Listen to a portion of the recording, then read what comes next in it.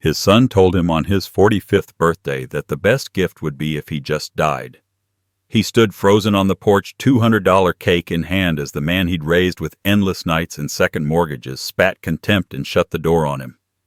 Every receipt, every sleepless shift, every mortgage payment flashed through his mind. $500,000, a lifetime of loyalty reduced to a single cruel wish. Anger cooled into precise resolve. If the family wanted him gone, he would disappear. On his terms. Subscribe and comment where you're watching from. He felt the words like a physical blow, cold, precise, surgically aimed at the place where a lifetime of devotion had been stored. Standing on the threshold with a cake still warm from the bakery box, he watched the man his son had become fold into an expression that belonged to a stranger: impatience, irritation, the small practiced cruelty of someone who no longer needed to hide contempt. All the household noises, the muffled laughter from the living room, the clink of glassware, the hum of the refrigerator, stretched into a long, thin wire that tightened around his chest until it cut off his breath. For a beat, he could only feel the hollow echo of his own heartbeat and the cheap tick of a plastic clock on the wall, a timepiece that had measured decades of small kindnesses and unnoticed sacrifices. Memories came at him not as a flood, but as a relentless sequence of ledger entries. The prom dress, the tuition checks, the rented tuxedo, the car repairs covered on a credit card that had years ago stopped surprising him with its monthly demand. Each receipt was a scene: the hospital cafeteria at midnight, his calloused hands folded over a sandwich bought with the money he had scraped together, the basement where he had sanded and stained a coffee table because she wanted it, the look on his son's face the first time he brought home a college acceptance letter. He had believed for 45 years that love was currency that appreciated. Now those balances read like an indictment. He replayed the last conversation with the same brutal clarity as a surveillance camera, his son's flat voice, the clipped sentences, the way he pivoted away, as if the man on the step were a stain on the carpet. There was no apology, no shame, no flicker of the boy who had once run to him with scraped knees and triumphant stories.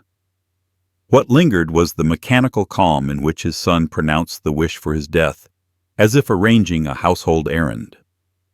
The pronouncement hung in the open air, absurdly out of sync with the place and time, the smell of frosting, the glow of tiny candles, a calendar square marked with another year, yet it landed with terrifying gravity. He tasted the cake on his tongue even though he had not bitten it, sweetness mixed with the metallic tang of panic. A stranger might have offered condolences, a neighbor might have leapt in to soothe, but there was only the hush of privilege in the house beyond the door. The kind of quiet that comes from people confident they will never have to worry about the mortgage or the heater in deep winter. He thought of the nights he had worked extra shifts, the trips he had canceled, the vacations he had shortened to cover an unexpected expense. He remembered the bank's low, sympathetic voice when he refinanced the house to help his son get the down payment. "Mr. Thompson, are you sure?" And how he had answered yes without hesitation, because this was what fathers did. The betrayal felt less like a single wound than like a slow unthreading. Where once his identity had been knotted tightly to the role of provider, his purpose now drifted loose, each memory tugging another stitch. Incredible as it was, he found himself cataloging the cost not with bitterness, so much as an eerie professional calm. $42,000 for college, $35,000 for the wedding, $150,000 for the down payment. Months when he had covered the mortgage, small gifts, yearly holidays, the occasional surprise that had cost him a week's groceries. He had been the quiet backstop, the soft friction that kept their lives from riding into crisis. He had been invisible because he was indispensable. There was shame, too, a domestic private mortification that rose hot from the belly. It surprised him that the denigration stung so deeply. Any stranger could have said worse and he would have shrugged. But contempt from your own blood was a second betrayal because it broke the contract he had operated under for decades. It wasn't merely the money, it was the erasure of history, the dismissal of the small rites that stitch human life together. The childhood rituals, the secret phone calls at 3 a.m. The whispered assurances while a fever burned a boy's body, all of it dismissed with the same casual cruelty reserved for inconvenient items. Anger arrived in a different shade than he had expected. It did not erupt immediately in shouts or slamming doors. Instead, it cooled into a hard, bright clarity. Where grief had been a raw, wet thing, this new heat carved paths through the fog. He could see consequences like a map laid flat on the kitchen table lines and arrows pointing to contracts, signatures, and legal levers he had once helped secure. In that terrible clarity, the receipts and the contract clauses rearranged themselves from proof of his devotion into instruments of accountability. The numbers that had once been tokens of love now read like tools. His awareness shifted. Where he had previously given blindly, now he was cataloging what might be reclaimed, what might be redirected, how the scales could be recalibrated. He wasn't naive. He knew revenge could be petty and corrosive, but this was not pettiness. It was a resolve welded by decades of small humiliations, the times his offers of help were met with annoyance, the evenings when calls went unanswered until an emergency demanded his intervention, the growing pattern of entitlement that had replaced gratitude. He thought of the nights sitting at his kitchen table, the glow of the lamp outlining the stacks of canceled checks and insurance notices. He had loved with an economy measured in time and labor. Maybe it was time now to love himself with the same diligence. His hands, which had built decks and fixed leaky roofs and carried sleeping children, steadied as he folded the bakery box into the recycling bin. The flame from the little candles guttered and died, leaving a smear of wax on the lid, an odd domestic echo of the way his heart felt scraped raw. The cake would not be eaten tonight. It would be evidence proof that he had tried, that he had arrived with good intent and had been rebuffed. In the ledger of his life, it would be an entry with a marginal note, last time welcomed, last time hurt. There was a finality in the breath he drew. His son's words had cracked something open, but they had also offered a perverse gift, an unmistakable delineation between what he had been giving to others and what he might keep for himself. He could feel in the hollow left behind the beginnings of a plan that did not glitter with spite so much as with the possibility of reclamation. The house and the receipts and the contracts would not erase the humiliation, but they might redirect its aftermath into a future where he counted himself first. Outside, suburban lights blinked like indifferent constellations. He straightened his shoulders the way men do when they decide on a course of action that will require patience and meticulous care. The kitchen clock clicked on with steady rhythm. There would be calls to make papers, to pore over, a lawyer to consult. There would be nights when the absence of a child's voice would press against the silence like winter frost. But there would also be mornings when he could wake without the ache of having been used, days measured by choices made for himself instead of obligations extracted by others. The betrayal had cut him deep. The wound would leave a scar, but the scar would be a boundary, as well as a remembrance, a line beyond which he would refuse to be taken for granted again. He stepped off the porch and into the night air that carried the faint smell of wet pavement and overwatered lawns, the kind of scent that belonged to ordinary suburbs, where neighbors waved and children rode bikes in circles until the street lights flicked on. The cake box hung heavy in his hand, though the real weight pressed deeper somewhere between his ribs, where memory and shame collided. Each step toward the car unlocked another fragment of a life that once felt golden. He remembered the Little League games under buzzing floodlights when he had left work early and paid for it with docked wages.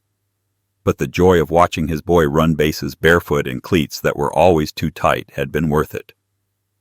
He thought of the Christmas mornings when he stayed up until dawn assembling toys with cryptic instructions, then watching his son's eyes light up at the sight of them, as if magic had spilled into their modest living room.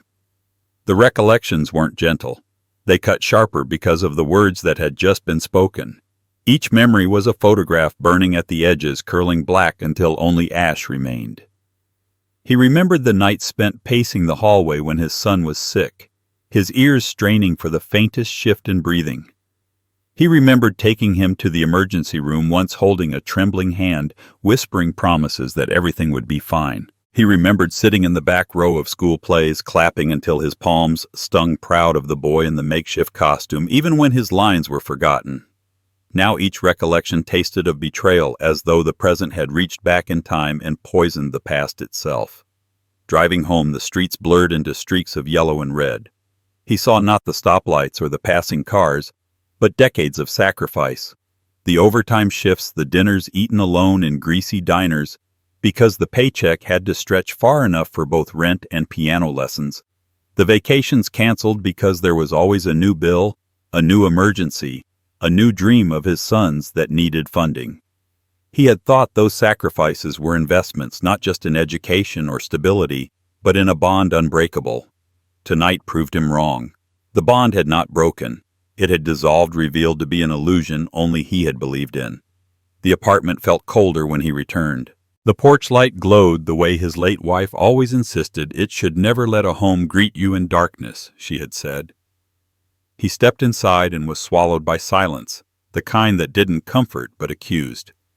He set the cake on the counter, its frosting still perfect untouched, and stared at it like a gravestone for something that had died between father and son. His fingers traced the counter's surface, as if searching for evidence that the years of devotion had meant something. But the countertop was smooth, indifferent, just like his son's expression at the door. He sank into the old leather chair that had molded to his shape over the years, the one that had cradled his weight after countless double shifts. From that spot, he used to read bedtime stories, his son curled against his side, asking for one more chapter, just one more. He remembered the sound of tiny snores when sleep finally won. He remembered the pride swelling in his chest the day he watched his son cross a graduation stage wearing the cap and gown that his overtime hours had purchased. But pride was a dangerous thing when it turned out to be one-sided. The memories refused to stop. They lined up like witnesses at a trial, each one testifying against him, reminding him of how thoroughly he had been deceived. The fishing trips where he baited the hooks because his son was too squeamish, the weekends spent fixing up a beat-up car so his boy could drive to college, the way he had taken out a loan in his own name because scholarships weren't enough. He had poured his life into making sure that his son had everything he never did. And yet with a single sentence his son had reduced all of it to nothing, like tearing down a house that had taken a lifetime to build. He thought of birthdays past. The 5th, when a lopsided cake had collapsed in the oven but still delighted the boy. The 13th, when he bought a used guitar that became a brief obsession. The 21st, when he emptied part of his retirement account to fund a celebration his son barely remembered. Each birthday was now tainted, retroactively soured by the last one, by the words spoken on the doorstep. He wondered if memory itself could rot, if love could turn toxic once it had been betrayed. The night stretched long. He poured a glass of bourbon and sat in the dark, the amber liquid catching the faint glow from a street lamp outside. Each sip burned, but it was nothing compared to the slow burn of disillusionment inside him. He was not just grieving his son's cruelty. He was grieving an entire history that now felt counterfeit. It was like discovering the foundation of a house had been rotting all along, invisible until the structure caved in. Somewhere in the silence he heard the faint tick of the wall clock. It marked time with an indifference that mocked him. He wondered how many hours he had spent watching that clock during sleepless nights when his son was a teenager, waiting for the sound of a key in the door, rehearsing lectures that would never be delivered. He wondered how many hours he had spent waiting in hospital corridors, school parking lots, practice fields. Every tick was a reminder of years he could never reclaim. He stood and walked to the bookshelf. His eyes landed on a framed photograph, his son at age 7, missing teeth, smiling wide, a fishing pole in hand. He lifted the frame, studied the boy who looked so open, so trusting, and wondered when that boy had vanished. Was it gradual, a slow erosion masked by milestones and distractions, or had it happened all at once when he wasn't paying attention? The photo shook in his hand before he set it face down, unable to look at it any longer. The longing wasn't just for the past, it was for an alternate present one, where gratitude still existed, where respect hadn't been drowned out by entitlement. He ached for a conversation that would never come, an apology that would never be offered, a look of recognition that would never return. The ache sat heavy in his chest, a weight he carried from room to room, as though the walls themselves remembered his sacrifices and pressed them back on him. Yet underneath the grief, something colder was beginning to stir. Nostalgia could not hold him forever. Memories could torment, but they could also ignite. As he sat back down and stared into the dark window, his reflection hollowed by the night, he realized he could no longer afford to live inside poisoned recollections. If the past had been rewritten by betrayal, then the future would be rewritten by him. He took another sip, the glass trembling only slightly in his hand, and the thought solidified into a vow. The years of sacrifice had forged him into something stronger than he had ever realized. And soon his son would learn what it meant when a father who had given everything finally decided he had nothing left to lose. Back at the apartment, the door shut behind him with a hollow thud that seemed to echo longer than it should have. The space smelled faintly of coffee grounds and dust, an aroma that usually comforted him, but tonight pressed down like a shroud. He lowered himself onto the couch that had survived decades of moves and repairs, the same worn fabric where his son once curled up for bedtime stories, knees tucked beneath a blanket his late wife had sewn. He pressed his palms into the cushions as if trying to summon the ghost of those years, but all that came was silence, thick and merciless. The television sat black, reflecting his slumped frame. The books on the shelf loomed like unopened witnesses, and still the tears came slow at first, then unstoppable, carving hot rivers down skin, hardened by labor and time. The sorrow arrived in waves, each crest heavier than the last. He thought of the nights when his son would beg him to stay up a little longer, the laughter that once filled these same walls, the easy way love had been given and received without question. Now love had curdled into contempt, and the mystery of how it happened gnawed at him. Was it a failure of his own? Did he give too much or not enough? He searched for the moment where things had turned, but the years blurred together, filled with overtime shifts, school recitals, scraped knees, report cards, arguments, reconciliations.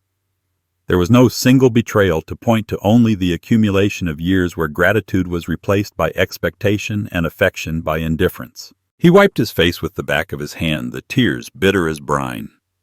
Regret was everywhere. He regretted the silences he had kept, the times he had chosen to swallow, hurt instead of speaking it aloud.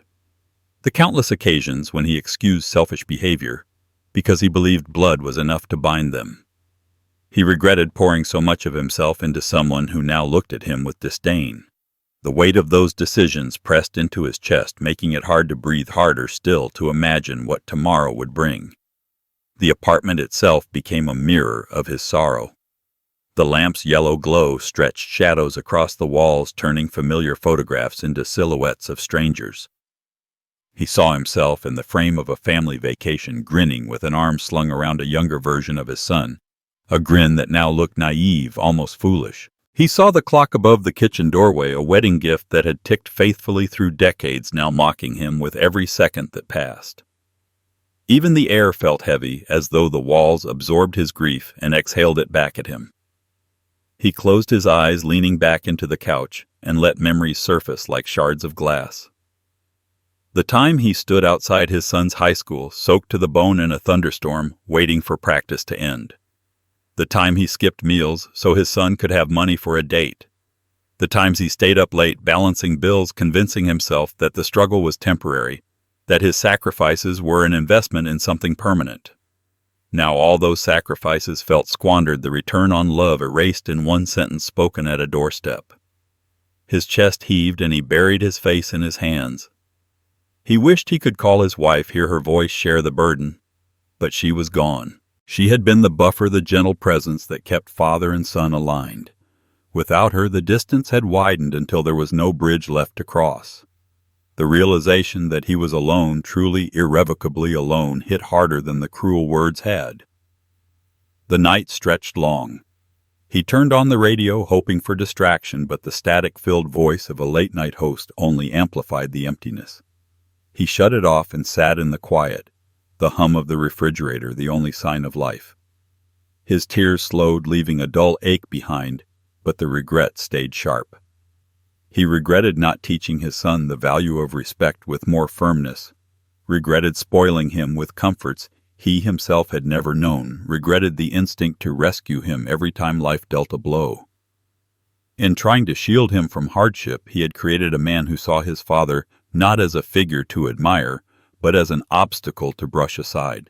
He rose and wandered the apartment, his hand trailing along the walls, as if anchoring himself to something solid. Each object carried history: the dent in the doorframe from when his son had slammed it in anger as a teenager, the rug worn thin from years of pacing the kitchen table where arguments ended in laughter. All of it, every detail, was evidence of a life built around love that had withered into something unrecognizable. He returned to the couch, exhausted, his tears dried but his eyes still burning. He stared at the ceiling, the plaster marked by faint cracks like veins of old stone, and wondered how much more could fracture before everything collapsed. The sorrow was suffocating, but beneath it pulsed a strange, restless energy. Regret had carved him open, stripped him raw, and now something else pressed at the edges, demanding to be acknowledged. It was not forgiveness. It was not acceptance. It was something darker, sharper, waiting to take form. The clock ticked on, indifferent to his grief, and in the silence he felt the first whisper of resolve, faint but undeniable. The tears had run their course, but they had left behind clarity. Love may have turned into contempt, but contempt could become something else entirely. As he sat in the dim glow of the lamp, staring into the shadows, he felt the stirrings of a decision that would change everything. And the night, heavy with sorrow, suddenly seemed to lean forward as if waiting for the moment when grief would harden into action. The boxes had been sitting in the closet for years, tucked behind winter coats and tools. He rarely touched any more, relics of a life that had always put someone else first. He dragged them out one by one, stacking them on the kitchen table like evidence in a trial no one else had the courage to hold. Dust rose in the air, catching the light of the single lamp overhead, and he sneezed, though the sting in his throat had nothing to do with dust. His fingers trembled as he opened the first box, not from frailty, but from the fury that had been coiling tighter and tighter since the night his son told him he should be dead. Receipts spilled out, crumpled tuition invoices from the university, each with his name scrawled at the bottom, where he had signed away another piece of his future. $42,000. He said the number out loud, the syllables tasting bitter in his mouth. He pictured himself on those nights punching the clock at the construction site long after his back screamed for mercy, so his son could sit in lecture halls and dream of a future free from calluses and sweat. He had believed it was worth it. He had believed his son's gratitude would be repayment enough. Now that belief mocked him. He opened the next folder. Wedding expenses, $35,000. The number burned like a brand. He saw himself in the rented tux, standing awkwardly to the side while his son and his bride basked in attention, the smiles wide, the champagne flowing. He had written checks for flowers, music, food, even the honeymoon. He remembered the way the bride's parents had looked at him, polite, dismissive, as if money was all he was good for. At the time, he had swallowed his pride because he wanted his son to have joy to start his marriage without financial strain. But now, replaying it, every toast and every dance felt like another knife turned in his back. Another box revealed mortgage statements. $150,000 for the down payment on the house his son and his wife insisted they needed. He remembered the day he signed those papers, the way his hand shook, not from hesitation, but from the magnitude of the promise. He had mortgaged his own peace of mind so they could have stability. He had told himself that was what fathers did. He could still see the realtor's smile, the keys handed over his son beaming like a conquering hero. That house was supposed to be a foundation for family, for legacy. Now it was a fortress he wasn't welcome to enter. His anger was no longer the wild, shapeless thing it had been the night of the insult. Now it sharpened, took form, cut clean lines through the fog of regret. He stacked the receipts in precise piles, aligning edges as if preparing for war. $500,000 gone, invested in a son who had chosen contempt over loyalty. He ran his hand over the papers, feeling the texture of every sacrifice. The numbers weren't just ink. They were nights without sleep, meals skipped, dreams deferred.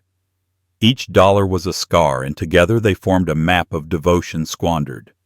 The more he calculated, the clearer the betrayal became. He had worked construction in winter storms, fingers stiff, breath freezing in the air. He had stood on scaffolding under blistering sunskin, burning sweat stinging his eyes. He had taken jobs far from home, sleeping in cheap motels just to send money back. All of it, every bruise and blister, had been for the boy who now wanted him erased. He thought of the irony. The same hands that had built houses for strangers had built his son's future, and now those same hands were considered disposable. Anger swelled in his chest, but it didn't burst. It condensed heavy and dense like a storm gathering strength. He felt it settle into his bones, into the rhythm of his breathing. For years he had told himself patience was virtue, that endurance was love. But patience had earned him contempt, endurance had made him invisible. Now the math was clear. Giving had left him with nothing but receipts and silence. The ledger was unbalanced, and someone would have to pay. He lit a cigarette, a habit he had abandoned years ago, and watched the smoke curl above the stacks of paper. The ember glowed red, reflecting in his eyes, and for the first time in weeks his heartbeat slowed. The fury was no longer chaotic. It was methodical. Each receipt was a weapon, each canceled check a blade. He could feel the shape of retribution forming, not as vengeance for its own sake, but as justice long denied. His son had mistaken his silence for weakness. That mistake would be corrected. He thought of calling, of confronting him outright, but dismissed the idea with a bitter laugh. No, this wouldn't be loud. This wouldn't be screaming matches or slammed doors. This would be quiet, precise, and undeniable. The same discipline that had carried him through decades of labor would now guide him into something sharper. His son had written him off as irrelevant, but he still held threads that could unravel everything his son took for granted. He crushed the cigarette in an ashtray, the sound sharp in the stillness, and leaned back. The numbers swam before him not as loss, but as fuel. $500,000 had been spent. $500,000 could also be undone. Debts could be called in. Contracts could be reevaluated. Promises could be withdrawn. And when that happened, his son would learn what it meant to discard the man who had built the very ground beneath his feet. The anger was no longer just anger. It was clarity. And clarity, he realized, was power. The couch creaked as he stood gathering the receipts into neat folders. Tomorrow he would begin making calls. Tonight he let the fury hum in his veins like an engine coming to life. The numbers had spoken, and the verdict was final. His son had asked him to disappear. Instead, he would make sure his absence was felt in every corner of the life his sacrifices had built. And as the lamp flickered, throwing long shadows across the room, he knew this was only the beginning. At 3 in the morning, the apartment held its breath, a small island of lamplight in a sea of dark. He sat very still, letting the quiet press against him until the edges of grief sharpened into something with an outline.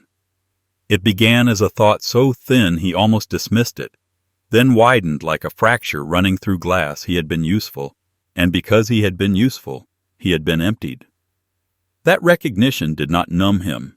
It steadied him. Where sorrow had once pooled into soft puddles, resolve gathered like ice, clear, cold, unyielding. He rose and moved without hurry. The motions were deliberate, fetching the shoebox from the closet, flipping open the latches, lifting receipt after receipt into the lamplight. The paper trembled under his fingers, but not because his hands lacked strength. Each invoice, each canceled check, each stamped bank slip was no longer a relic of sacrifice.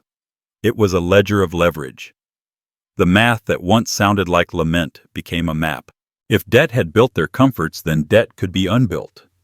If signatures had opened doors, then signatures could close them. The realization was not vindictive at its core. It was strategic. He measured each possibility with the same care he had once applied to estimating roof joists and laying foundation methodically by the inch and by the pound. Where others might retreat into bitterness or performative fury, he let a quiet, clinical clarity take hold. He thought like a man accustomed to fixing things, diagnose, plan, act. His mind skimmed over legal terms he half remembered from years of paying bills and signing forms cosigner default lien beneficiary. Those words, once dull and administrative, now glittered with potential. He could call in obligations. He could alter the flow of money that had been siphoned from the life he had hoped to enjoy. He could make absence speak. The thought of that made him feel less empty and more precise, like a craftsman selecting the right tool. Memory served him, but not as a wound.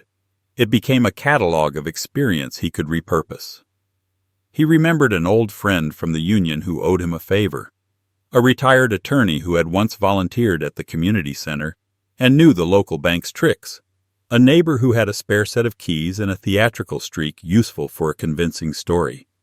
He began to imagine the chain of small acts that assembled would unmake the cushion his son had always taken for granted. It would be discreet. It would be legal. It would be undeniable. He found himself composing emails in his head and rehearsing conversations, choosing phrases that would sound reasonable on voicemail, but leave no room for recanting. The apartment seemed to lean in concentrically as he worked. He moved with an economy of motion, folding receipts into tidy stacks, indexing them by date and type. On the counter, he arranged a pile for educational expenses, another for wedding costs, another for mortgage payments. He underlined amounts and wrote notes in the margins, dates of late payments, months when he had covered shortfalls, the clause in one mortgage statement that hinted at recourse. The lamp cast long, clean shadows. The shadows felt like an audience, and he liked the way they watched without judging. For the first time since the doorstep, he felt competent in the face of betrayal. There was artistry in what he planned, a cold aesthetic to his method. He envisioned the unfolding not as punishment, but as correction. If his son had been taught to equate love with entitlement, then the lesson had to be a ledger the boy could read. He imagined phone calls routed through clerks, polite but immovable letters from mortgage departments, the slow bureaucratic torque of institutions that rarely moved for anyone unless prodded with proof.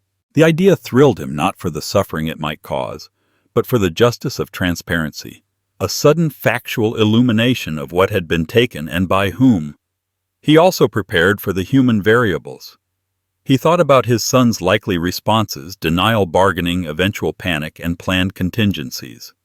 He thought about his own loneliness at the end of the exercise, about whether the hollowness would be filled by satisfaction or hollowed further by regret. He tested his emotions like a bridge under weight. What if remorse came, and he wanted to undo it? What if success left him with an emptier life than before? He traced those risks and labeled them, not to shrink from action, but to inoculate himself against surprise. Clarity demanded honesty. He had to accept that the work of reclaiming his dignity might cost the relationships he still wished could be different. When dawn brushed the eastern blinds with a faint gray, he set the shoebox back into its hiding place and made the list. Calls to make. Offices to visit. A lawyer to consult. A letter to arrange, concise, factual, unembellished, documenting the transfer of assets and the alteration of beneficiaries. His hand moved over the paper with the calm of someone signing wage sheets at the end of a long week. It was not romantic. It was necessary. He dressed as if for some ordinary errand. A clean shirt, a jacket that had been mended once too many times, shoes polished until they caught the ceiling light. He did not want the look of a man about to enact a drama. He wanted the ordinary mien of a person with business to conduct. In the car, he locked the doors and kept his face set. He could feel the gravity of the decision settling like ballast in his chest. It steadied him. It made the world narrow and intense, a corridor of purpose. On the way to the bank, he thought of his wife, of the small counsel she had provided in moments of doubt, the way she'd lightened his burdens without making them vanish. He imagined what she might say if she were sitting beside him now. Don't let bitterness define you. Make choices that keep your dignity intact. Those imagined words smoothed the harsher contours of his intent. He did not want vengeance for its own sake. He wanted to reclaim a narrative where his life had meaning beyond being a wallet on call. He wanted to create boundaries that his son could no longer trample. At the bank, he moved with careful politeness, the sort that disarms tellers into thinking everything is routine. He asked for records for a clear statement of his rights as a cosigner for copies of all related documents. He listened to terms and repeated them back in neutral tones, not because he was naive, but because he was preparing a paper trail. Each affirmative response, each stamped copy, fed into the architecture he was building. He left with a folder of official pages, the weight of them a comforting physical proof that his resolve was more than fury. Now it was paperwork and precedent. That afternoon he sat with a lawyer, the way a carpenter sits with a blueprinted design. The lawyer spoke in legalese, but his meaning was plain. There were levers, there were timelines, there were certainties and gray areas. The father asked specific questions, and the lawyer answered in a way that made action possible instead of mythical. The plan crystallized alter beneficiaries, secure funds, document patterns of dependence, consider options for exercising cosigner rights if defaults occurred. Each sentence warmed the room like small lamps coming on in sequence. The man left with instructions, phone numbers, appointments, an itinerary of reclaiming. Back home, as twilight gathered, he did not feel triumphant. He felt prepared. There was an unglamorous purity to that. He brewed coffee and sat at the table watching steam rise and thinking about practicalities, postal deadlines, notification windows, the rhythm of banks and bureaucrats. He rehearsed a letter that would make reality incontrovertible, an inventory of aid rendered with dates, receipts, and signatures. He imagined his son reading it in the stark light of consequence, and for a moment the image made the air in his lungs thin with anticipation. As the night deepened again, his thought returned to the man he had been, the quiet provider, the one who fixed leaky sinks and coaxed confidence into small boys. He did not deny his past. He honored it. But the awakening had shifted something fundamental. His life would no longer be defined by giving away pieces of himself until there was nothing left. The plan he had sketched was not merely to remove support. It was to erect a boundary that would demand accountability and force a reckoning. He slept that night with the folder by his bedside, not out of obsession but out of discipline. In the small hours he woke once and looked at the stack of papers, the clean edges like teeth. He thought of his son of the doorway, with its faint smudge of frosting, of the voice that had wished him gone. He felt a chill that was not entirely unpleasant, the cold of a man who had finally become decisive. Outside, the neighborhood exhaled under a sky free of stars. Inside, something had shifted irreversibly. The grief that had once swallowed him whole had been by slow degrees recarved into a plan with teeth. The next steps would require patience and a steely hand. The outcome would not be swift, but it would be certain. The bank lobby smelled faintly of antiseptic and fresh paper, a sterile place where lives were measured in signatures and numbers rather than words of love or respect. He walked in with the slow confidence of a man who had rehearsed every step. His jacket hung straight, his shoes were polished, and his eyes carried the cold gleam of purpose. No one in the room knew that he was about to dismantle the first pillar of the empire his son had built on his back. He approached the counter and spoke with calm authority, his voice low, precise, unshaken. The teller smiled politely, unaware that she was about to bear witness to the beginning of a quiet storm. He laid the documents on the desk, identification, account details, statements showing the joint account balance. $20,000 sat there waiting like a captive bird. The teller tapped her keyboard, asked a few routine questions, then paused when he gave the instruction. "Close it. Transfer every cent to my account." The words were simple, but they carried the weight of decades. For years he had been the man who gave, who signed checks, who co-signed loans, who rescued his son from every financial misstep. Today he was not giving. Today he was reclaiming. The teller hesitated for a fraction of a second, eyes flicking to the computer screen. Joint accounts often suggested trust, partnership, shared responsibility. But trust had been broken, partnership mocked, and responsibility twisted into exploitation. She processed the transaction without comment. With each click of her keyboard, he felt a current surge through him. The printer words spitting out the confirmation slip, He took it between two steady fingers, folded it once, and slipped it into his wallet. $20,000.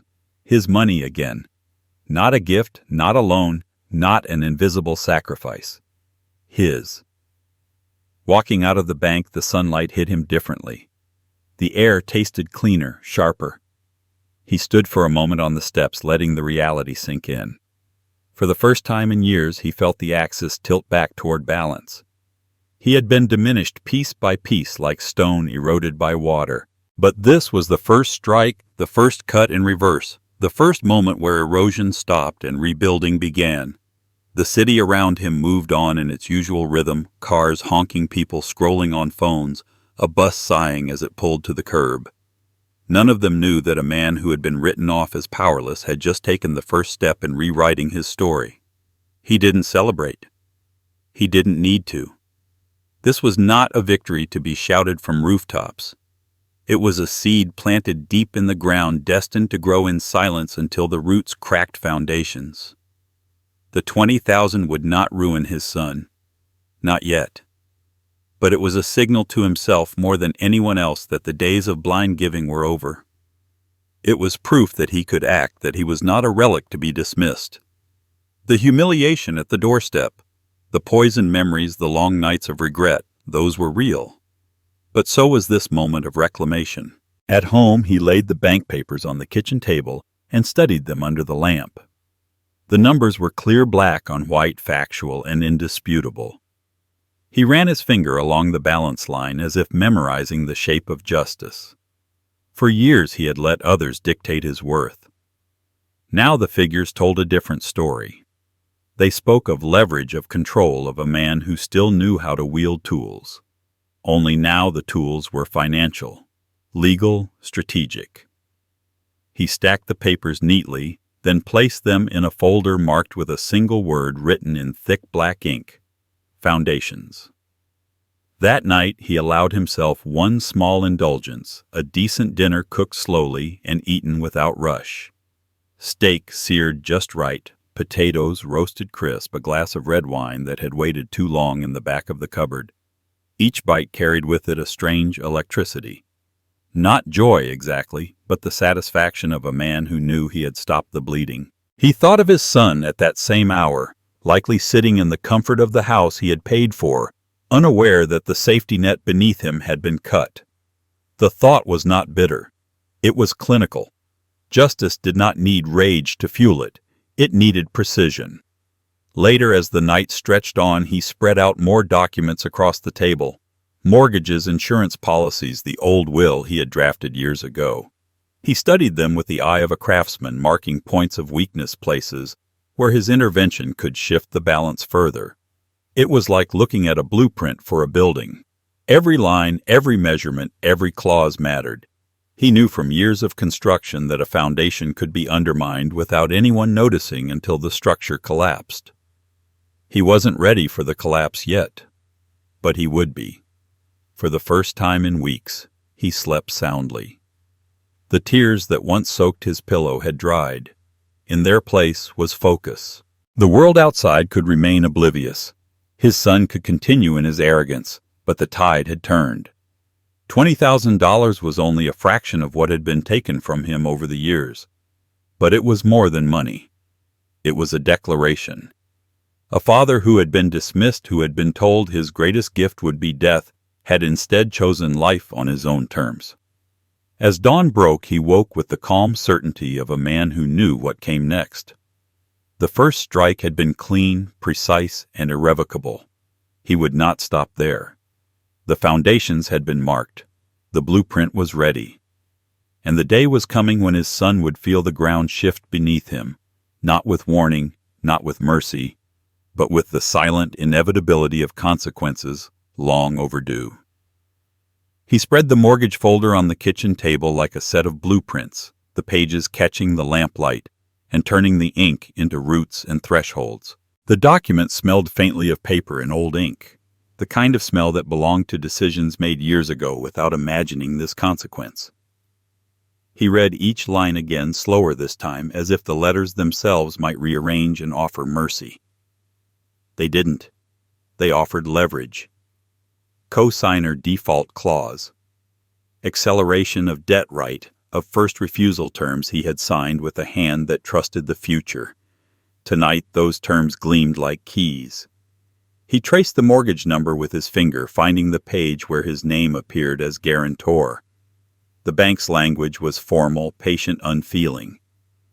But legalese had its own poetry when you were looking for fault lines, the precise conditions under which a lender could demand immediate repayment, the chain of notices required before foreclosure, the remedies a cosigner could exercise when primary payers failed. He had helped them get the roof over their heads. Those same papers now let him pull at the seams. For the first time, what had been giving became leverage. What had been taken could be called back. He thought back to the day he put his signature on those loan documents. It had felt noble then, an old man securing a young family's future, a down payment that would root his son in a neighborhood he'd always wanted. He had pictured backyard barbecues and holidays with grandchildren. He had imagined gratitude. The irony struck him like cold metal. The instruments of care had become tools of accountability. He felt no glee in that realization, only a cold surgical focus. This was about restitution, not revenge for its own sake. He made a list of practical steps. First, confirm the account status. Second, document the months he had covered. Third, consult the lawyer about the footing required to start a reclaim process. Fourth, consider mediation as a leverage point before escalation. Sometimes the threat of legal action itself produced results. He liked lists. They reduced chaos into manageable tasks, and he needed the order now more than anything. He wrote each task in a small notebook he kept for bills and phone numbers, the pen scratching decisively across the paper.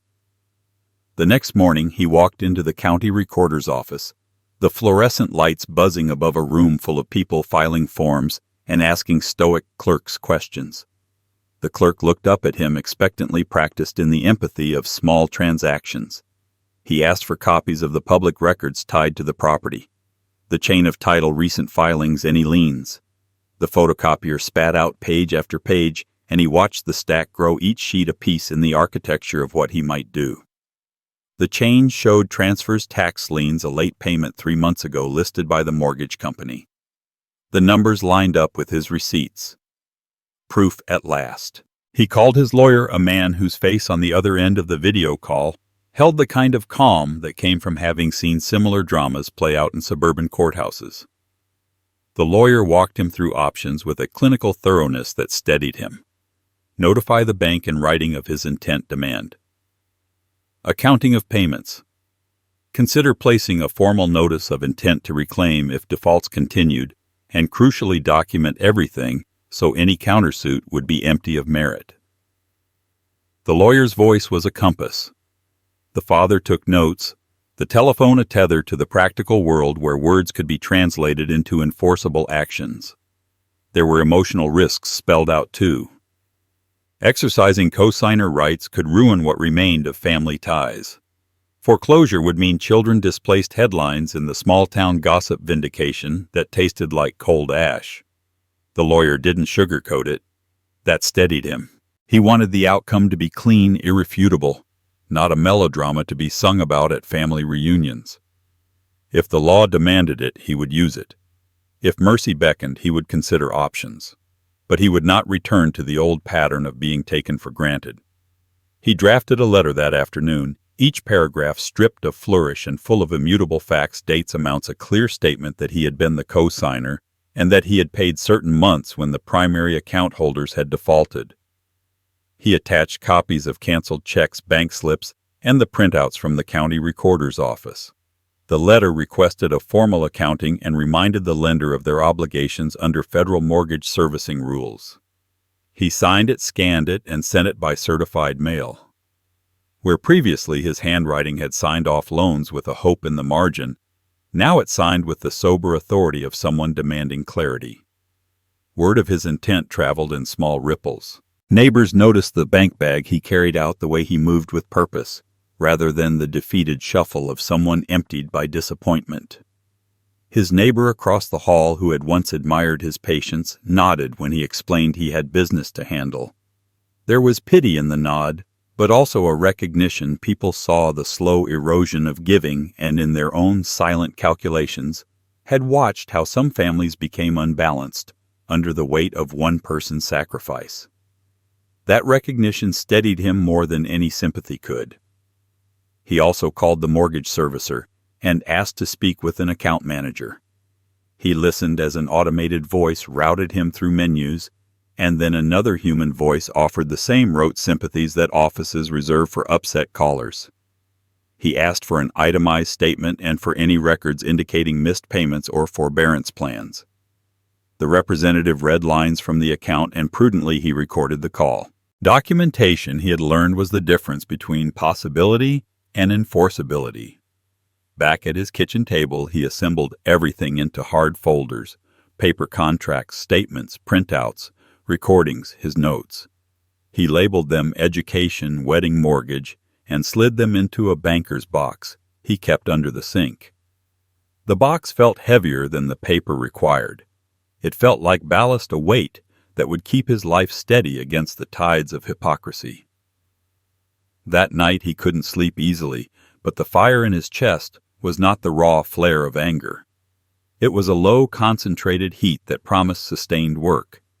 He was ready to invest time in dismantling the assumption that his generosity was inexhaustible. He met his son for coffee the next week, not to accuse, but to lay out the facts. The cafe's air smelled of espresso and lemon peel. Patrons around them lived lives ignorant of the conversation that would unfurl. He spoke calmly, the way someone gives a briefing, and offered to walk through the records with him. He watched his son's face tighten, listen, then shift through denial into deflection. The son asked why. Why now? As if time had not been a slow accumulating ledger of favors. He tried bargaining promises, pleas performative contrition. The father listened, hands folded on the tabletop, then handed over a copy of the accounting and the letter to the lender. The cup he had set down trembled slightly when he stood to leave. In the days that followed, bureaucratic wheels began to turn. The lender acknowledged receipt of his letter. An account manager requested a meeting to discuss options. The lawyer sent a notice outlining remedies available to a cosigner. The paperwork moved through channels with the deliberate pace of inevitability, notices drafted, timelines set, deadlines appointed. He understood the law like he understood a foundation. Small changes at the base could over time shift the load until a structure adjusted or buckled. He did not want ruin. He wanted recognition that the invisible labor supporting that structure had been real and significant. At night he sat with the folder and imagined the possibilities: an enforceable mortgage reclaim if defaults continued, a mediation that forced his son and his wife to reckon funds redirected into a trust for grandchildren with conditions, public records that would reflect not only the transfer of property, but the cost of entitlement. He pictured his son confronting the consequences of a life cushioned by someone else's relentless giving.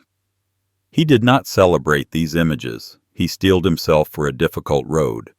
Justice, he knew, would be a slow, technical thing, not a cinematic blow. That was all right. He had always built patiently. Weeks folded into months. Letters came, meetings occurred, and the quiet machinery of legal process hummed on. Occasionally panic flared his son's voice on the phone, cracked with something that might have been remorse, a plea to spare the kids, to think of family. The father listened, cataloged the words, then returned to the ledger. He understood now that boundaries demanded maintenance, that generosity without limits invites erosion. He had been taught that fathers give. He would teach in return that boundaries protect both giver and receiver. The weapon in his hands had not been a sword, but a set of documents, the kind used to build economies and dismantle assumptions. He had not gnashed his teeth over the mortgaged house as if it were treasure.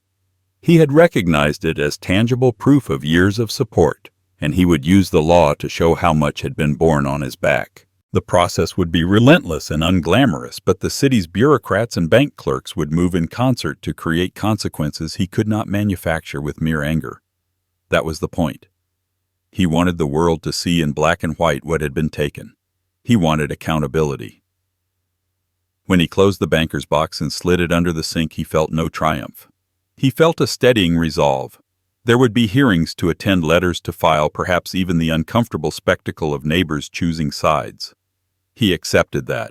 What he would not accept was being erased. The papers had given him a path. Now he would walk it. The next phase would require patience and a cold hand, and he was already gathering both. The question now was not whether he would act, but how the family would respond when the law, slow and inexorable, began to demand what had long been owed. The lawyer's office was quiet, the kind of quiet that belonged to places where decisions altered the course of bloodlines. He sat across the polished oak desk, the late afternoon light spilling through Venetian blinds and striping the papers in front of him. The air smelled faintly of leather and ink, and the scratch of the lawyer's pen was the only sound as revisions were marked and paragraphs struck through. His name appeared over and over in the document tethered to assets and clauses that once pointed directly toward his son. Now each line became a severed artery, redirecting the flow elsewhere. He had imagined this moment many times in the nights since the insult, but imagination had not captured the finality of ink drying on the page. Each word cut his son out with surgical precision. The house his son once assumed he would inherit gone. The savings his father had accumulated through decades of calloused hands and bent back redirected. Every account, every policy, every bond was rerouted toward two destinations. Charities that would serve strangers with more gratitude than his son had ever shown, and a trust locked tight for his grandchildren. The trust would bloom only when they were adults beyond the reach of their father's hands, ensuring they would know the benefit of legacy without the poison of entitlement. He initialed changes, signed his name where directed, and felt something remarkable. Not triumph, not even revenge. It was release. A weight lifted from his chest, one he hadn't known was there until it was gone. For years he had lived with the assumption that his role was to pass everything forward, that his son would be the vessel of all he had built. Now, staring at the revised will, he understood that legacies weren't inherited. They were chosen, and he had chosen to break the chain of exploitation. The lawyer looked up once, studying him as if searching for regret. There was none, only the steady calm of a man who had walked through fire and come out carrying coals in his hands, no longer afraid of the burn. The lawyer slid the final page across, and he signed with a stroke that felt like a blade. The will closed with a soft thud, the sound of history redrafted. Walking out into the cooling evening, he felt the world sharper against his skin. The city hummed with its usual indifference. Cars passing, people talking into phones, shopkeepers locking up, but for him the air vibrated with resolve. Severing ties was not an act of hate. It was an act of survival. He had given his son everything and in return had been asked to vanish. Now he had returned the favor in ink and law. His son would one day search for his name in the estate, expecting the flow of money like water, and find only a desert. At home he opened the folder where the new will rested and placed it carefully among the other documents. He lingered over it, fingers resting on the cover, knowing this paper was more than instructions for after death. It was a declaration in the present. A father could love and still set boundaries. A father could give life and still refuse to be consumed by it. For the first time in decades, he felt like his future belonged to him. He poured himself a drink, not to celebrate, but to consecrate. The bourbon glowed amber in the lamplight, the glass cool in his hand. He took a long sip and stared out the window at the street below. Children rode bikes in the fading daylight, their laughter cutting through the dusk. He thought of his grandchildren, of their innocent faces, untouched by their father's arrogance. He hoped the trust would someday give them a chance at a better pattern, a life where love wasn't mistaken for obligation. He raised the glass slightly, as if to toast them across time. The night deepened, and he let himself wander through the apartment. His eyes fell on old photographs, vacations, birthdays, the smile of a boy who no longer existed in the man who now bore his name. He didn't tear the photos down. He didn't smash the frames. He let them hang, quiet relics of what had been, but he no longer mistook them for promises. They were memories, and memories had no claim on the future. The following days were filled with a new rhythm. calls with the lawyer to confirm the filings, a visit to the notary, careful storage of copies in a safety deposit box. Each step was deliberate, each one reinforcing the boundary he had drawn. The law was now his shield, and behind it he finally breathed without the choke of obligation. But clarity brought with it new shadows. He knew his son would not remain ignorant forever. There would come a time when discovery collided with entitlement, when his son's anger would surge like a storm. He imagined the confrontation, raised voices, accusations, maybe even begging disguised as bargaining. He prepared himself for it, rehearsed responses in the mirror, not cruel but final. He would not bend again. In the quiet hours he realized something deeper. This wasn't only about money, it was about reclaiming identity. He had been reduced in his son's eyes to a purse that opened on command. By severing financial ties, he severed that identity. He was no longer the man who existed to fund another's life. He was simply a man whole and independent, with the right to shape the legacy of his choosing. The old grief still pulsed at times, but it no longer ruled him. It visited like a ghost, but one he could acknowledge without fear. His sorrow had forged resolve, and resolve had written itself into law. The past could not be erased, but the future had been rewritten in his own hand. Late one evening he returned to the table where the will lay, opened the folder, and read through the clauses again. Each line was a boundary, each paragraph a verdict. He smiled faintly, not with joy, but with certainty. His son had wished for him to disappear. Instead, he had made himself unerasable, etched into legal record, not as a benefactor to entitlement, but as a guardian of dignity. And yet, even as he closed the folder, he felt the stir of something else, a question rising like smoke. What would happen when his son finally learned the truth? The phone buzzed like a small, insistent insect on the kitchen table. He let it ring twice, 3 times, listening to the hollow vibration until it cut through the apartment's steady hush. When he finally answered, Daniel was all clipped urgency, voice ricocheting between irritation and thinly veiled entitlement. He asked for a favor in the same breath he demanded it, as if asking and ordering were the same thing. Could he watch the twins on Friday? He wanted to know his tone, assuming accommodation as default. The man on the other end expected compliance. The man holding the phone was done complying. He could have forgiven the tone if the memory of the doorstep had not still been raw. He could have wrapped it in excuses and given the easy answer he had given so many times before. But something in him had hardened into a new shape that would not yield. He recalled the cake box, the way the candles had melted uselessly, the look on his son's face that had been stranger than any stranger's cruelty. The 2 decades of being available at a moment's notice had been paid for in nights he would never get back. The balance sheet of his life was no longer a private ledger he would keep for others to glance at. It was a public record he intended to honor to himself first. He put the phone on speaker so the gray apartment could bear witness. Daniel rattled on about work dinners, about a last-minute presentation, about how nobody else could be trusted with the twins. His voice carried entitlement like a scent. The father listened the way a judge listens before rendering a sentence. He heard the rehearsed pleas, the covert threats about disruption and inconvenience, the subtle accusation that he had made this decision out of spite rather than self-preservation. He let each syllable land and fall without interruption. When Daniel paused to draw breath, the father spoke. He did not beg. He did not plead. He said the words that had been rolling in his mind like stones, ready to build something new. He reminded Daniel of the doorstep of the sentence that had cleaved his world. He told him with a calm, almost surgical, that he was honoring the wish his son had voiced so casually. He was disappearing, he said, in the only way that mattered to those who equated his worth with availability.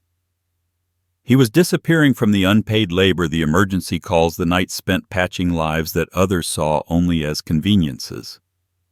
On the other end, there was silence, the kind that swelled into a pressured sound before the first protest. Daniel stammered, then tried bargaining. He offered contrition. He had not felt quick apologies like bandages slapped on a bleeding wound. He suggested compromises, occasional visits, maybe weekends, pledges of interest that smelled faintly of calculation. The father listened to each one and cataloged them mentally like receipts to be filed. None of the offers erased the cruelty. None of them restored the nights he had given away. When Daniel shifted to threats invoking the trouble his absence would cause, the father's voice did not rise. The threat was for him evidence that the calculus had been finally revealed. The son had expected leverage because until now he had always had it. The father found the son's panic oddly steadying. He told Daniel that he had arrangements, that he had a life now being built in concrete terms, not as a set of expectations for others. He said he would not be an insurance policy for emotional laziness labeled as family duty. He imagined the twins' faces as the conversation turned practical. The father had raised them, tucked them into bed, smoothed fevered brows, watched science fairs and soccer matches. The thought of denying them tenderness pricked him. But there was a difference between love and enabling harm. He would not be the source that allowed entitlement to grow unchecked. He had made a plan for the children's care on nights he could not or would not be needed, not out of spite, but out of discipline. He'd arranged trusted paid sitters, neighbors, who owed him favors, and a schedule that respected his own borders. He had secured backup because liberation required structure, not chaos. The first refusal was short, clean, unambiguous. No negotiation, no tears, no self-flagellation. It landed in the call like a gavel. Daniel's voice flipped through register from disbelief to fury. He accused his father of selfishness, of abandoning family, of throwing everything away for a petty grudge. His arguments were loud but brittle. The father let them shatter against the wall of his resolve. He repeated that he had been discarded at the door, and that he would not resume being a resource for a man who had wished him dead. He noted with quiet finality that his life would be measured by his own standards now. Word of the refusal moved through family channels like a current. Daniel called his wife, his sister, the neighbors. Friends were messaged, and calls came to the apartment, tentative at first, and then more insistent, asking for clarity, offering apologies they had not given earlier, suggesting it had all been an ugly misunderstanding. The father listened to the chorus and felt no sway. Around him, livelihoods continued. The world did not unravel because he set a boundary. That fact surprised people more than anything else. The twins appeared at the window later that evening, faces pressed to the glass, waving at a sight they recognized but could not understand. He went to the window and waved back his smile, steady and soft, the way one smiles to a child who mustn't carry the adult quarrel. He did not let the boycott of babysitting become a public spectacle for them. He arranged a schedule that kept their routines intact. The father understood that children were not weapons, and he refused to make them collateral damage in a dispute about dignity. He hired a sitter he trusted and left notes for consistency instructions that were meticulous because love in practice required order. Neighbors began to take sides in small suburban ways. Some admired his spine quietly and offered meals and errands without commentary. Others viewed him as difficult as a man choosing estrangement over family. He accepted those judgments with the same quiet as his refusal. There were social costs to defiance, and he anticipated them. He had weighed them ahead of time. Liberation, he had learned, often came with social friction. He measured the friction and found it tolerable next to another decade of being indispensable yet unseen. Daniel's attempts escalated to legal bluster and emotional blackmail, ultimatums wrapped in faux compassion. He threatened litigation over access if the father did not resume his role.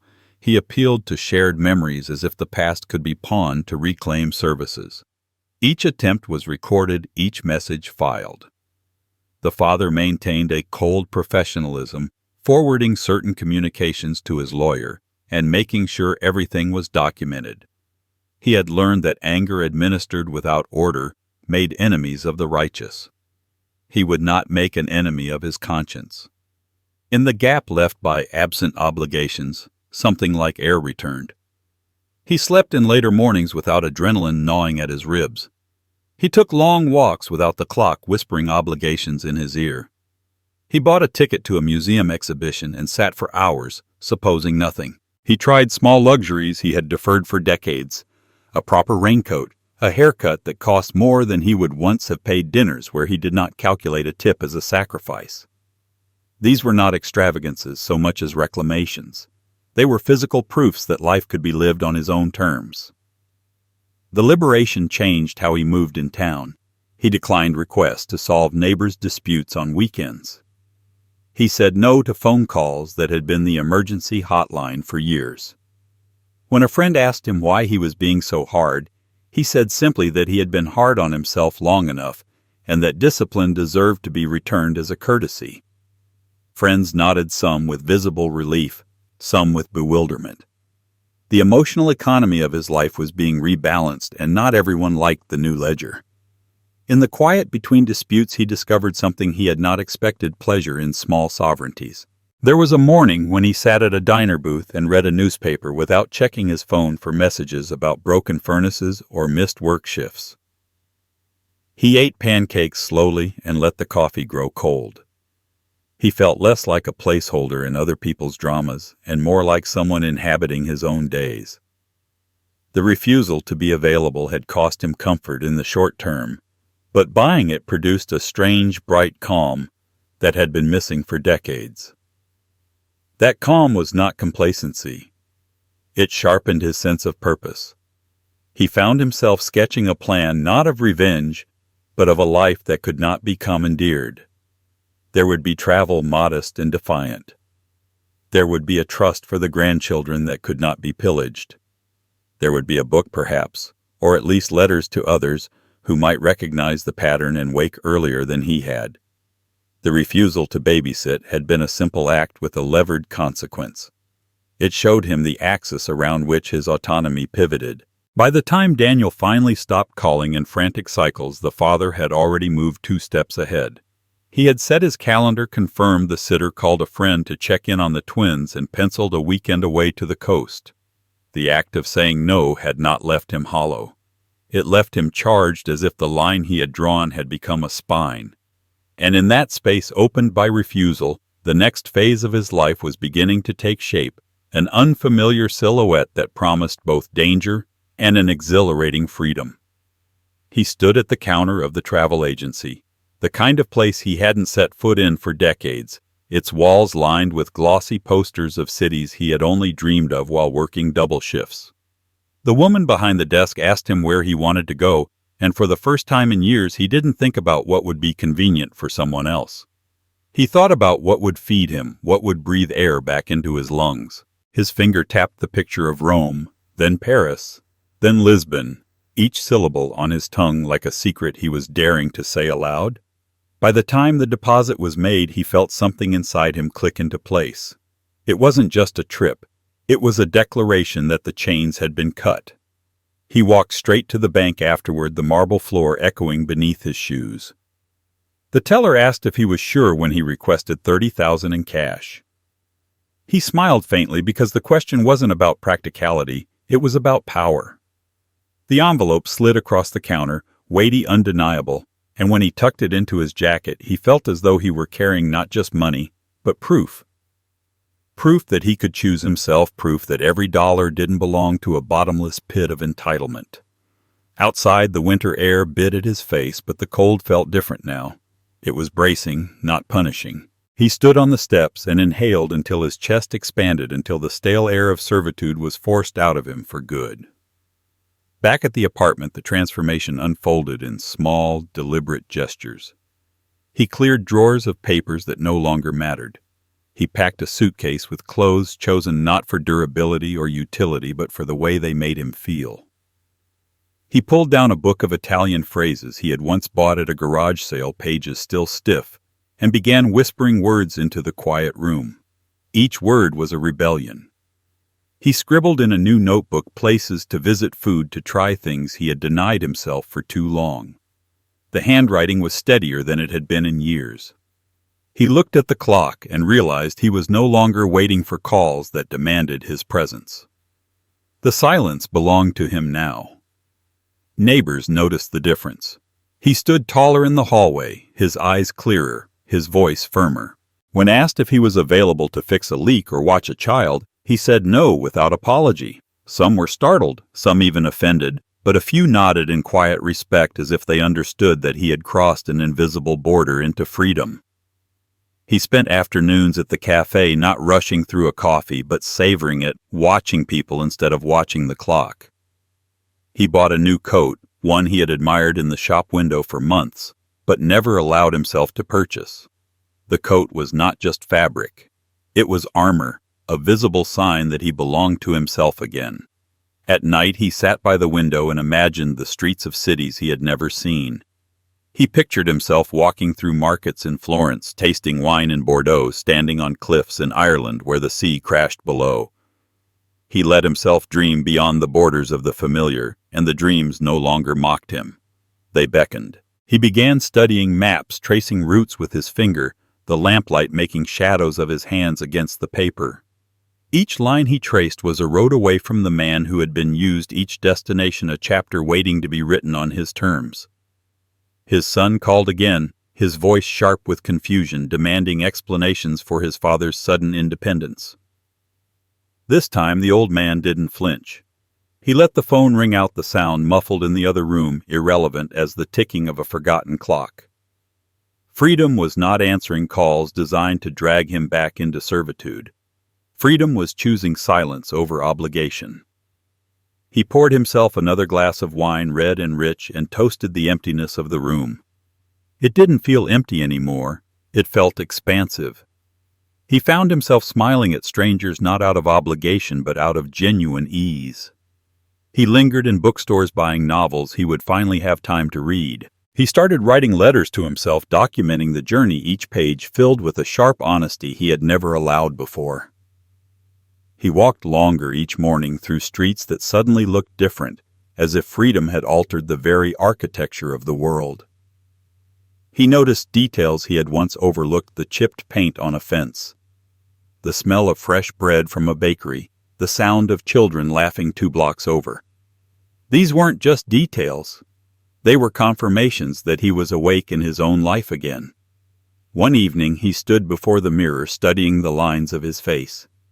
They were deeper now, etched by years of sacrifice, but they didn't look like defeat anymore. They looked like maps of survival. He adjusted the collar of his new coat, brushed back his hair, and stared until he recognized himself. The man looking back was not the discarded father or the invisible provider. He was a man reborn in defiance, liberated by boundaries, and prepared to walk into the unknown without apology. The transformation wasn't loud. It didn't demand fanfare. It was quiet, deliberate, and unstoppable.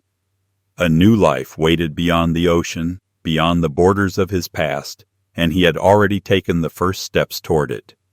Yet even as he folded the itinerary into his pocket and double-checked his passport, a thought flickered like a match in the dark. Freedom carried consequences, and sooner or later Daniel would realize what had been taken from him forever. The wine caught the lamplight like liquid fire, and as he lifted the glass he saw his reflection ripple in its surface. A man transformed, a man no longer bound by duty. The silence in the room was heavy, but it wasn't the silence of loneliness. It was the silence before thunder. He sipped slowly, tasting not just grapes and oak, but the bitter sweetness of inevitability. What his son had thought was a dismissal, what he had flung as a cruel wish, had become the seed of an empire's undoing. That night he understood with perfect clarity his disappearance would not be a retreat. It would be a reckoning. The foundation Daniel lived on was not built by chance. Every brick, every dollar, every comfort had been forged in the sweat of his father's labor, in sacrifices invisible to a boy too busy taking to notice the giving. And now, with the stroke of a pen, with the closing of an account, with the silent machinery of law, that foundation could crumble. Not immediately, not with a bang, but with the slow inevitability of erosion. The house, the car, the lifestyle, it all stood on ground that was never theirs to claim. He had been the bedrock. Now he was pulling himself out from beneath it. The glass lingered in his hand as he imagined the first cracks forming. The mortgage notices that would come, sterile envelopes carrying bureaucratic doom. The inheritance that would never arrive, replaced by silence and charities that would bear his name. The grandchildren's trust locked away until they were old enough to see the truth for themselves, a truth written in balance sheets and dates and signatures. Daniel would wake one day expecting the safety net to catch him, and instead find only air.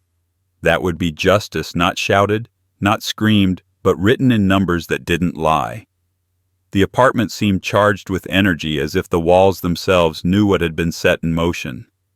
He moved through the rooms deliberately, fingers brushing along the edges of furniture he had carried from house to house. These were not possessions anymore. They were witnesses. The couch where he had once cradled a boy with fever. The table where bills had been spread like battle maps. The bed where he had lain awake wondering if tomorrow would finally bring peace. Now each object seemed to hum with approval, as though they too understood the shift. He wasn't the man waiting for gratitude anymore. He was the man writing the ending. That night he dreamed vividly, as if his subconscious had finally been freed from its cage. He saw storms gathering over his son's house, water seeping through foundation's walls, bending under invisible pressure. And in the middle of the wreckage, he stood calm, untouched, holding the receipts of a lifetime. When he woke, his heart wasn't pounding. It was steady, purposeful. Dreams had become premonitions. He knew the path was inevitable. The following days carried a strange calm. He booked final appointments with the lawyer, filed the notarized will, and arranged documents in safety deposit boxes. Each act was small, quiet, almost mundane. But together they were the gears of a machine grinding forward, unstoppable once set in motion. He walked through the city with a new air, shoulders back, steps firm. Passers-by saw only an older man in a heavy coat, but inside he carried the force of a storm waiting to break. When Daniel called again, his voice was slick with false cheer, trying to bait him back into the role of father-provider. He listened without emotion, letting the words fall flat. When the call ended, he poured another glass of wine and whispered to himself, "Your wish is granted."